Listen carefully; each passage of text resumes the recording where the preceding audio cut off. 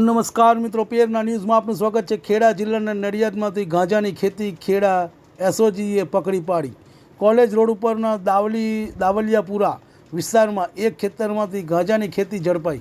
એક ખેડૂતે પોતાના ખેતરમાં ગાંજાની ખેતી કરતા સ્પેશિયલ ઓપરેશન ગ્રુપે દરોડો પાડ્યો। 17 નંગ ગાંજાના છોડ કિંમત ₹1,07,000 સાથે ખેતરના માલિકની ધરપકડ કરાઈ। ખેતરના માલિક દિલીપ હરમાન પરમારની પૂછપરછ કરતાં તેને ગાંજાનું બિયારણ મારફતે માત્ર પોતાના માટે આ ગાંજાનો ઉછેર કર્યો હોવાની કબૂલાત કરી।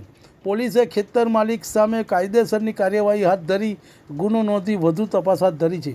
રિપોર્ટ રવિ સાધુ લીંબાસી। તમને અમારા સમાચાર પસંદ આવ્યા હોય તો like, share, bell icon, comment અને સબસ્ક્રાઈબ કરો।